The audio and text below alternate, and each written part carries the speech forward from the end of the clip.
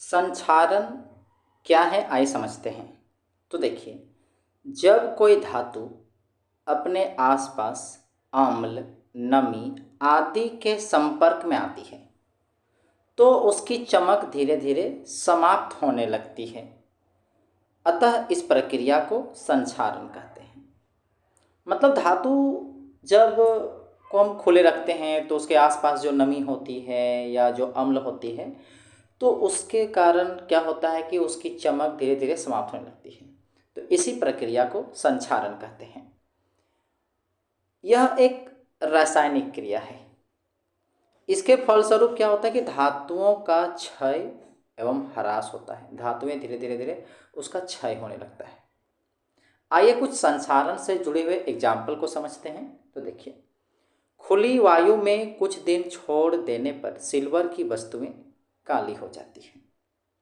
तो सिल्वर का वायु में उपस्थित सल्फर के साथ अभिक्रिया कर सिल्वर सल्फाइड की परत बनने के कारण ऐसा होता है। दूसरा एग्जाम्पल समझते हैं। कॉपर वायु में उपस्थित आर्द्र कार्बन डाइऑक्साइड के साथ अभिक्रिया करता है जिससे इसकी सतह से भूरे रंग की चमक धीरे धीरे खत्म हो जाती है तथा इस पर हरे रंग की परत चढ़ जाती है। यह हरा पदार्थ बेसिक कॉपर कार्बोनेट होता है।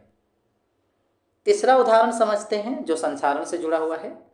लंबे समय तक आर्द्र वायु में रहने पर लोहे पर भूरे रंग की पतरकी यानी पपड़ीदार पदार्थ की परत चढ़ जाती है जिसे जंग कहते हैं। अब यहां देखिए एक नोट पॉइंट है। वायु एवं जल दोनों की उपस्थिति में लोहे में जंग लगता है। देखिए, लोहे में जंग लगने के लिए वायु और जल दोनों की उपस्थिति होना चाहिए, तब जाके लोहे में जंग लगता है। अब समझते हैं संक्षारण से सुरक्षा। तो संक्षारण से सुरक्षा के कई सारे उपाय हैं, जैसे कि पेंट करके, तेल लगाकर, ग्रीज लगाकर, यसद लेपन करके, क्रोमियम की लेपन करके, एनोडीकरण प्रक्रिया करके या मिश्र धातु बनाकर लोहे को जंग लगने से बचाया जा सकता है। या कुछ विशेष तरीका है जिसमें लोहे को जंग से बचाने का तरीका। अब हम लोग समझते हैं यसद लेपन क्या है। तो देखिएगा, लोहे एवं इस्पात को जंग से सुरक्षित रखने के लिए उन पर जस्ते यानी कि जिंक की पतली परत चढ़ाने की विधि को यसद लेपन कहते हैं।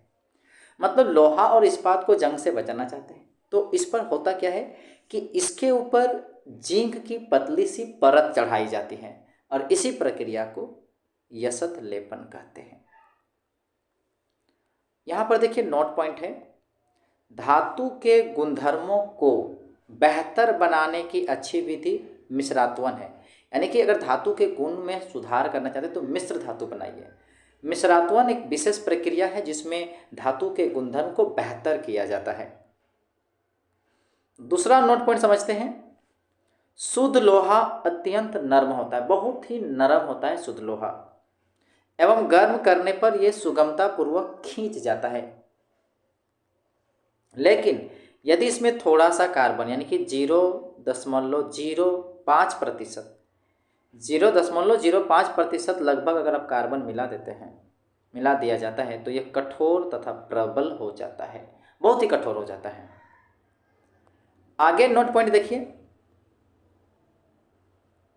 लोहे के साथ निकेल एवं क्रोमियम मिलाने पर हमें स्टेनलेस इस्पात प्राप्त होता है जो कठोर होता है तथा उसमें जंग नहीं लगता है। अब समझेंगे मिश्रातु क्या है। तो देखिए, दो या दो से अधिक धातुओं के समांगी मिश्रण को एक समान मिश्रण, दो या दो से अधिक धातुओं के समांगी मिश्रण को मिश्रातु कहते हैं। फिर यहाँ हम लोग का नोट ही आ रहा है तो समझते हैं नोट में। शुद्ध सोने को 24 कैरेट कहते हैं। तथा यह काफ़ी नर्म होता है, इसलिए आभूषण बनाने के लिए उपयुक्त नहीं होता है। यानी शुद्ध सोने से आभूषण नहीं बनाया जा सकता क्योंकि बहुत ही नर्म होता है। इसे कठोर बनाने के लिए इसमें चांदी या तांबा मिलाया जाता है। भारत में अधिकांशतः आभूषण बनाने के लिए 22 कैरेट सोने का उपयोग होता है।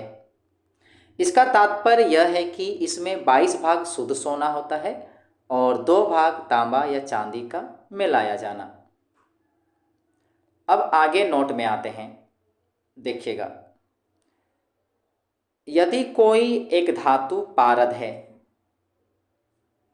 तो इसके मिश्रातु को अमलगम कहते हैं। अगर कोई मिश्रातु है मगर उसमें एक धातु पारद है तो उसे अमलगम कहा जाता है। शुद्ध धातु की अपेक्षा उसके मिश्रातु की विद्युत चालकता तथा गलनांक कम होता है। शुद्ध धातु से तुलना करते हैं मिश्रातु को तो उसकी विद्युत चालकता और गलनांक कम होता है। उदाहरण के लिए तांबा एवं जस्ता से बनने वाला मिश्रातु पीतल है। तांबा तथा टीन से बनने वाला मिश्रातु कांसा होता है और ये दोनों का दोनों पीतल और कांसा विद्युत के कुचालक हैं। लेकिन ताम्र जिससे बनाया है विद्युतीय परिपथ बनाने में किया जाता है क्योंकि सुचालक है। सीसा एवं टीन की जो मिश्रातु है वो सोल्डर है जिसका गलनांक बहुत ही कम होता है और इसका उपयोग विद्युत तारों की परिपथ जो होता है उसके जो परस्पर वेल्डिंग के लिए किया जाता है। मतलब विद्युत तार को वेल्डिंग करने के लिए सोल्डर का प्रयोग किया जाता है। आगे देखिए नोट में, प्राचीन भारतीय धातुकर्म का चमत्कार। लगभग 1600 वर्ष पूर्व भारत के लौह कर्मियों ने दिल्ली में एक लौह स्तंभ बनाया। उन्होंने जंग से लोहे को बचाने के लिए एक विधि विकसित की और वो कौन सी विधि है देखिए। इस स्तंभ की जंगता से प्रतिरोधकता का अवलोकन विश्व के कई वैज्ञानिक कर चुके हैं।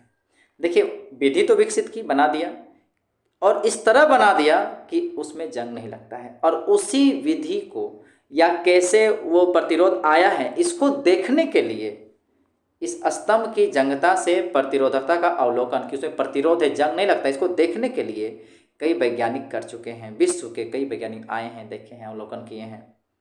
यह स्तंभ जो है कुतुब मीनार के निकट स्थित है। यह लौह स्तंभ 8 मीटर ऊंचा है और इसका भार जो है वो 6000 kg यानी कि 6 टन है।